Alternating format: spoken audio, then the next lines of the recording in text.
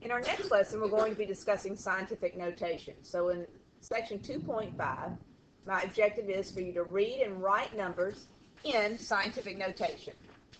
Scientific notations help astronomers, physicists, and other scientists work with large numbers. Your key concept for this is very important. A number written is in scientific notation if it has the form of C times 10 to the n power, where C is greater than or equal to 1 and less than 10, and n is a whole number. In our example, I've shown 3 forms. We have standard form, product form, and scientific notation. Standard form is what you've been accustomed to. In the number 2,860,000, we're going to put it in product form and scientific notation form. If you'll notice, we'll hop over to the scientific notation. The 2.86 in the example that we had in the previous lesson was the C, where it has to be greater than 1 or less than 10. And the power, the 6, for right now purposes, is going to be a whole number. 10 to the 6th power means you will move your decimal place to the right 6 times. So when we do that, the 2.86, we move it to the right 6 times. That brings us to the standard form of 2,860,000. The product form would be 2.86 times 1 million, because you have your 6 zeros there. It's 10 to the 6th. So in your notes, under the powers of 10, 10 to the first power is 10. 10 to the second power is 100. 10 to the third power is 1,000. Do you notice a pattern? With the power is how many zeros there are after the 1. So 10 to the fourth power, you would put 4 zeros, would be 10,000.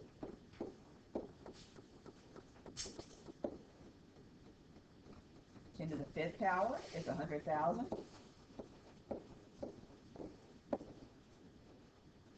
10 to the sixth power is 1 million.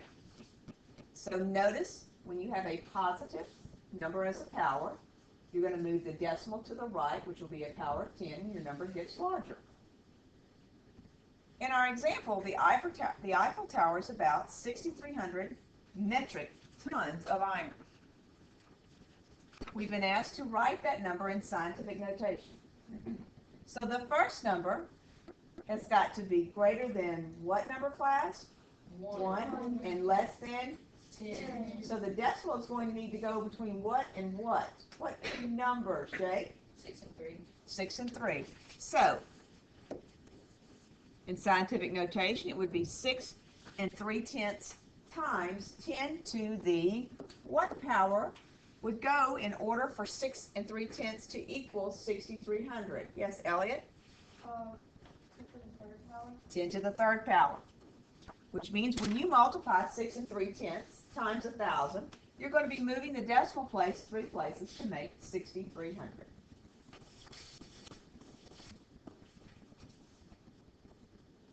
So under guided practice, we're going to write the numbers in scientific notation. Go ahead and try that for A, then check your work, and then B, and check your work. Refer to your notes on the first screen if you need to. Okay, you'll notice on A that the decimal point is between the 4 and the 5. So you'll be taking 4 5/10, multiplying it times the power of 10 to the 5th, which means you'll move your decimal place to the right 5 times. In B, 6 31/100, or 6.31 times 10 to the 6th power, because you needed to move your decimal point 6 times to the right to make it larger. Now in the next section, we're going to write the number in standard form and in product form. 7 times 10 to the third power. So in product form, that would be shown as this. 10 to the third power is 1,000. So 7 times 1,000. In standard form, this is what you're most accustomed to, would be 7,000. In B, 4.398 times 10 to the 8th power. Product form, 4.398 times, and for sake of room, I'm going to put the number below it.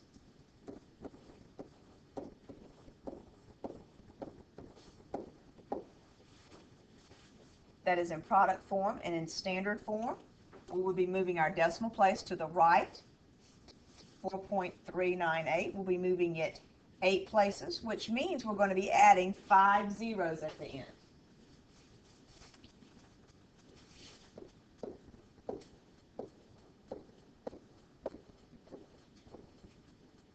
Putting your commas in. 439,800,000. So in recap, for the written number, for writing the number in standard form, your product form for A, 7 times 10 to the 3rd power is 7 times 100. 7 times 1,000, which is 7,000.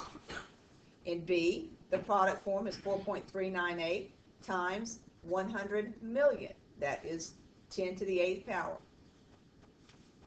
And then you write each of those in standard form. Okay, so under guided practice, you've been given numbers in scientific notation. Now for each of these, we're going to put them in standard form. So in A, how many places are we going to move the decimal in 3.71? Yes? 4. 4. So how many zeros are we going to add to 3.71 once we get, yes, Gary? 2. So once you move the decimal place 2 places, you need to move it 2 more, so that means you're going to be adding 2 zeros. Someone else, in B, how many decimal places am I going to move the decimal?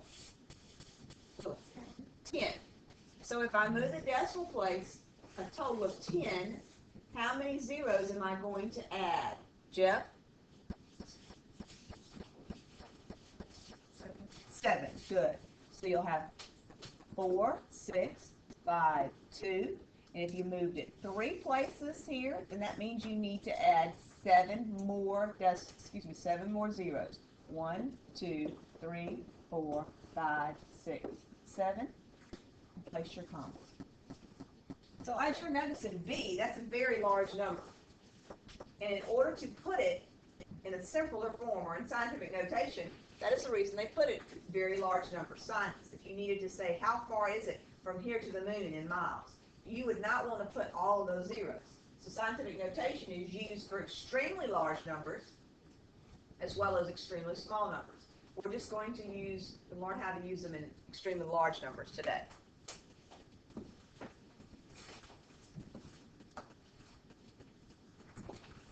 So here's an example of real life and how scientists can use this. Mars has 2 moons, Phobos and Deimos. Phobos has a mass of 1.06 times 10 to the 16th power. Deimos has a mass of 2.4 times 10 to the 15th power kilograms. Which moon has the greater mass? So we're comparing which number is larger, which has a greater mass of kilograms. So in your solution, I've noted in your notes to compare numbers written in scientific notation, first compare the exponents. If the exponents are equal, then compare the decimal parts. First of all, you need to make sure that when you're comparing those two numbers, that they are both in scientific notation. Then you compare their exponents, then the decimal parts. So in Phobos, it is 1.06 times 10 to the 16th power. Deimos is 2.4 times 10 to the 15th power. Which moon has the greater mass? Elliot. Correct. Phoebus. What makes you say that? The exponent is larger. So if you wanted to check this, I put in your notes, if you wanted to check this, you can write the numbers in standard form. Here, in 1.06, I moved the decimal 16 places. So I added 14 zeros. And then if you were to compare 2.4 times 10 to the 15th, I move the decimal 15 places. When it's a positive exponent, which way am I moving the decimal, class? To the left or to the right? Right. Right, so the number's getting bigger. So if you were to compare those two in standard form, you would notice that Phobos is larger. But wouldn't you think that comparing them in scientific notation is a whole lot easier? You compare their exponents, then if they're both the same, then you compare their decimal points to see which is larger.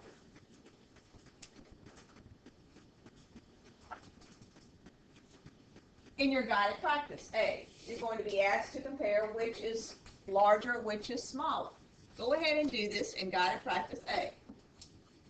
So in A, we're going to compare notice first that they're both in scientific notation. Then we will compare their exponents. 21 is less than 22. In B, we'll first look at the exponents. They both have 37. So what we're going to compare now is the decimal points. So we have 3 and 53 hundredths is going to be greater than 3 and 2 hundredths. In closing, how many zeros are in the standard form 2.57 times 10 to the 6th? How many zeros will I add to this number? Preston? 4. 4. Good, because if it's 10 to the 6th, it means you're going to be moving your decimal place to the right 6 places. So here's 1, 2, and then you will add 4 zeros, putting your comma in, starting from the right, going to the left, 3 places for your comma.